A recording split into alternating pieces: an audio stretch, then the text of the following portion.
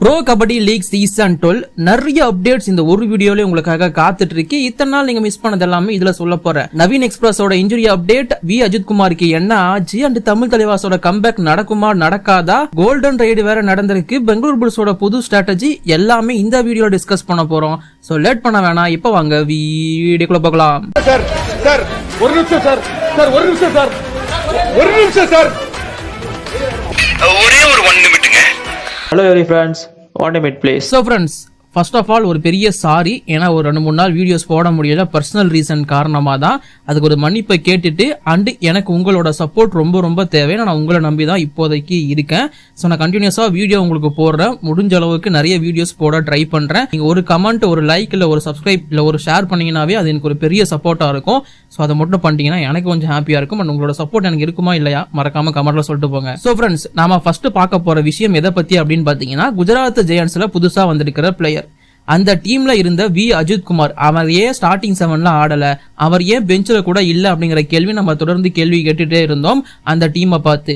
But அந்த team கொடுத்த பதில் என்னன்னு பாத்தீங்கன்னா, அவர் ரூல்ட் அவுட்னு கூட ஃபர்ஸ்ட் அனௌன்ஸ் பண்ணல. ஆரியவர்தன் நாவலி அப்படிங்கிற ஒரு பிளேயரை நாங்க சைன் பண்ணி எடுத்திருக்கோம் அப்படிங்கிற மாதிரியான அப்டேட் தான் அவங்க கொடுக்குறாங்க. சோ இதுல இருந்து கிளியரா தெரிஞ்சிருச்சு, வி அஜித் குமாருக்கு ரீப்ளேஸ்மெண்ட் தான் ஆரியவர்தன் நாவலி அப்படிங்கிறது. அஜித் குமாருக்கு என்ன இன்ஜுரி, எப்படிப்பட்ட இன்ஜுரி, அவர் ஏன் ரிகவர் ஆகல, இப்ப அவர் எங்க இருக்காருங்கிற அப்டேட் எதுவுமே கிளப் கொடுக்கல அப்படிங்கறதா உண்மை. பட் அவருக்கு இன்ஜுரி, இதுக்கப்புறம் இந்த சீசன் ஆட முடியாதுங்கிறத மட்டும் தான் சொல்லியிருக்காங்க. அவருக்கு பதிலாக தான் ஆரியவர்தன் நாவலிங்கிற பிளேயரை இப்போதைக்கு ரீப்ளேஸ்மெண்டா எடுத்திருக்காங்க. எடுத்த உடனே ஆடமும் வச்சாங்க, ரைட்டா பர்ஃபார்மன்ஸும் பண்ணிட்டாரு. இந்த மாதிரி நிறைய இன்ஜுரி ரீப்ளேஸ்மெண்ட் இதுக்கப்புறம் நடக்கும்னு எக்ஸ்பெக்ட் பண்றோம். வெயிட் பண்ணி பாருங்க. அப்படியே நவீன்குமார் கொய்யாத்தோட இன்ஜுரிக்குள்ள என்ட்ரி ஆனோம் அப்படின்னா, சோ அவருக்கு சீசன் 9, சீசன் 10, சீசன் 11, இப்போ சீசன் 12 இதுலயும் இன்ஜுரி அப்படிங்கிறது ஏற்பட்டிருக்கு.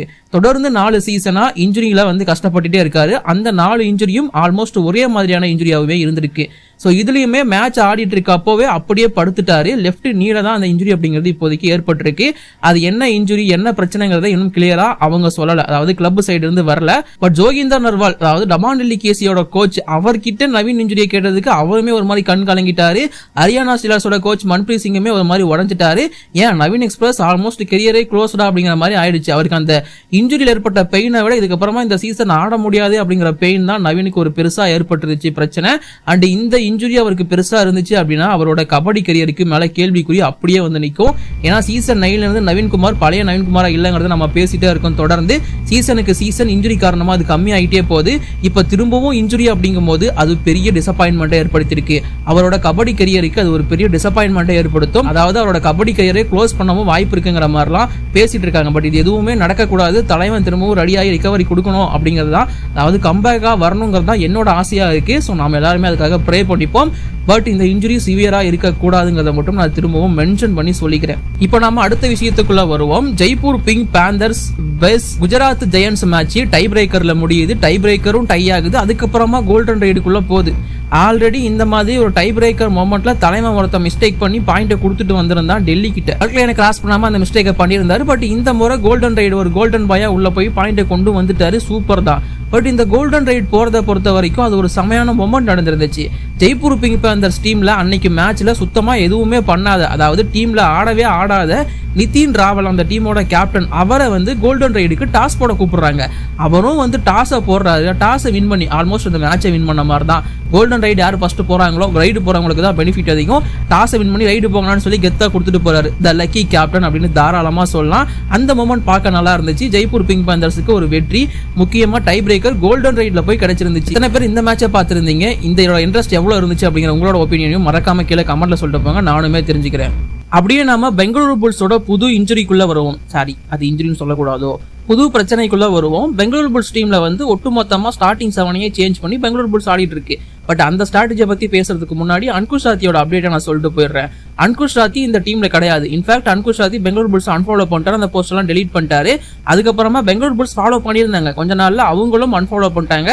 கோச் பிசி ரமேஷ் கூட அந்த பக்கம் அன்குஷ் ராத்தி கூட எந்த கான்டாக்டும் வச்சுக்கல.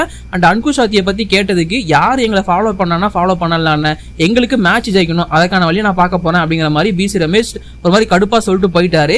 ஸோ கண்டிப்பா Ankush Rathi and PC Ramesh or Ankush Rathi between Bengaluru Bulls வந்து ஏதோ ஒரு கொலாப்ஸ் போயிட்டு தான் இருக்கு, அதாவது ஏதோ ஒரு பிரச்சனை போயிட்டு தான் இருக்குங்கிற மாதிரி எனக்கு தோணுது. பட் அது என்ன, அது எப்படிங்கிறத இன்னும் அவங்க ரிலீஸ் பண்ணவே இல்லை. அதாவது ஓப்பனா இது என்னங்கிறத வெளியில சொல்லல, கூடிய சீக்கிரம் ரிலீஸ் ஆயிடும். பட் அன்குஷ் ராத்தி இதுக்கப்புறமா டீம்ல ஆடுவார்னு நம்ம எக்ஸ்பெக்ட் பண்ணக்கூடாது. ஏன்னா பெங்களூரு புல்ஸ் அந்த முடிவுல இல்லை அப்படிங்கிறதான் இப்போதைக்கு நான் கேள்விப்படுறேன். அண்ட் இந்த பெங்களூர் புல்ஸ் டீமை பொறுத்த வரைக்கும் ஸ்டார் பிளேயர்ஸ் தான் அன்குஷ் ராத்தி அண்ட் ஆகாஷ் இண்டே 2 பேரை தான் கருதி இருந்தாங்க. அதனாலதான் அவங்களை captain and vice captain appoint பண்ணாங்க. பட் இருந்தாலும் அங்க பெங்களூர் புல்ஸ்க்கு அது சரிப்பட்டு வரலன்னு தெரிஞ்ச உடனே பிசி ரமேஷ் என்ன பண்ணாரு அப்படின்னு பாத்தீங்கன்னா, அந்த இடத்துல அன்குஷ் ராத்தியை தூக்கிட்டு யங்ஸ்டர் தீபக்கை போட்டாரு. அவரை போட்டதுக்கு அப்புறமா 2 மேட்ச் கண்டினியூஸா வின்னு வேற. சோ இந்த மாதிரி ஃபுல் ஆஃப் யங்ஸ்டர்ஸை வந்து ஃபில் பண்ணி, அதாவது அன்னைக்கு யார் நல்லா ஆடுறாங்கிறத பார்த்து அந்த டீமை வந்து செட் பண்ண ஆரம்பிச்சிருக்காரு. ஸ்டார்டிங் 7 அப்படிங்கிறது அந்த மாதிரி செட் பண்றாரு. அதாவது ஸ்டார் வேல்யூலாம் பார்க்கல. அதாவது ஆகாஷ் இண்டே இப்போ சப்ஸ்டியூட்ல தான் இருக்காரு. ஸோ நல்லா ஆடுற பிளேயர்ஸா எடுத்து போட்டு அந்த டீம் அலிரேசா மாதிரியோ இல்ல ஆஷிஷ் மாலிக் மாதிரியான பிளேயர்ஸோ எடுத்து போட்டு அந்த ஸ்டார்டிங் 7 பில்ட் பண்ணி அதை வச்சு வின் பண்ணியும் காட்டியிருக்காரு பிசி ரமேஷ். ஸோ இந்த ஸ்டார்டிங் 7 தான் இதுக்கப்புறம் கண்டினியூ ஆக போகுதுங்கிறது இப்போதைக்கு இருக்கிற நிலைமை. ஸோ பெங்களூரு புல்ஸ் இந்த மாதிரி ஸ்டார்டிங் 7 சேஞ்ச் பண்ணி வேற லெவல் ஸ்ட்ராட்டஜி சேஞ்ச் பண்ணி, அதாவது நான் இதுக்கு தனியாக ஒரு வீடியோவே போடுறேன், பட் இப்போதைக்கு நான் மென்ஷன் பண்றேன். ஸோ இதை தான் அவங்க பண்ணியிருக்காங்க.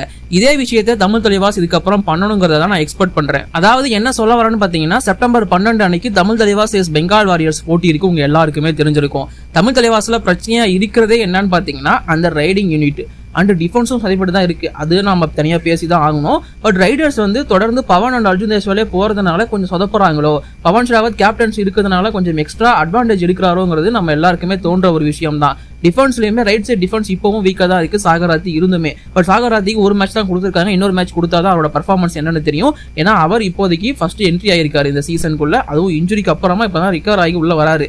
நான் சொல்றது போன சீசன். ஸோ அப்படி இருக்கிறப்போ அவருக்கு ஒரு சான்ஸ் கொடுக்கணும். அண்ட் டிஃபென்ஸ் யூனிட்டை கொஞ்சம் சேஞ்ச் பண்ணணும். திரும்பவும் ரோனக்கை வச்சு போறது எனக்கு வந்து சரிப்பட்டு வரல. தருண் தொலியோ இல்லை மொயின் சஃபாகியோ அங்கே பிளேஸ் பண்ணணும். நரேந்தர் ஆர் மொயின் சஃபாகியை உள்ள கொண்டு வரணும். என்ன சிம்பிளா சொல்ல வரணும்னு பாத்தீங்கன்னா, பெங்களூரு புல்ஸ் எப்படி இதை வின் பண்ணாதுன்னு தோணி ஒரு ஸ்டார்டிங் 7 அப்படியே மாத்தி புதுசா கொண்டு வந்து புதுசா யங்ஸ்டர்ஸாவே பிளேஸ் பண்ணி ஆட வைக்கிறாங்களோ அந்த மாதிரி தமிழ் தலைவாசும் ட்ரை பண்ணி ஆகணும். இவங்க வந்து ஸ்டார் பிளேயர், இவங்க வந்து டீம் வந்து போனா நல்லா இருக்காதுன்னு நினைச்சாங்கன்னா இது முடியாதுங்கிறத மட்டும் நான் சொல்லிக்க விரும்புறேன். ஸோ தமிழ் தலைவாசோட கம்பேக் நடக்குமான்னு கேட்டீங்கன்னா நடக்க வாய்ப்பு ரொம்ப அமோகமா இருக்கு பெங்கால் வாரியர்ஸ் கூட. பட் அவங்க தமிழ் தலைவாஸ் லாஸ்ட் டைம் தேவங்க விட்ட மாதிரி இந்த வாட்டி விட்டுறக்கூடாதுங்கிறத மட்டும் நான் சொல்லிக்க விரும்புறேன். ஏன்னா தேவங் லாஸ்ட் டைம் ஃபார்முக்கு வந்தது தமிழ் தலைவாசுக்கு எதிராக தான் 25 புள்ளிகள் எடுத்து, அதுக்கப்புறம் அவரோட ஃபார்மை நம்ம கண்ட்ரோல் பண்ணவே முடியல இப்போ வரைக்கும் எந்த டீமாலுமே. ஸோ அதை இவங்க அப்படி கண்ட்ரோல் பண்ணி வைக்கிறாங்களா, அதாவது தேவங் தொடர்ந்து சூப்பர் 10 எடுத்துட்டு இருக்காரு, அதை எடுக்க விடாம பண்றாங்களா பொறுத்து தான் பார்க்கணும். பட் அதற்கு முன்னாடி, அதாவது ஆப்போசிட் டீமுக்கு பிளான் போடுறதுக்கு முன்னாடி இவங்க ஸ்டார்டிங் 7 எப்படி செட் பண்ண போறாங்க அப்படிங்கிறதுக்கான பிளானை ஃபர்ஸ்ட் போட்டு முடிக்கணும்.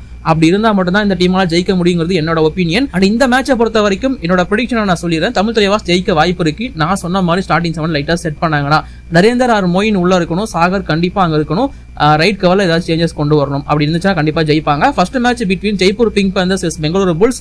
இந்த போட்டியை என்ன பொறுத்த வரைக்கும் கொஞ்சம் க்ளோஸ் கேமா தான் போகும்னு எனக்கு தோணுது. And once again Bengaluru bulls ஜெயிக்க வாய்ப்பு இருக்கு. Deepak Shankar player of the match award வாங்க வாய்ப்பு இருக்கு. வெயிட் பண்ணி பாருங்க. அண்ட் இப்போதைக்கு வீடியோ நான் முடிச்சு லைக் பண்ணுங்க, ஷேர் பண்ணுங்க, குற்றம் புரியாதவங்க கமெண்ட் பண்ணுங்க.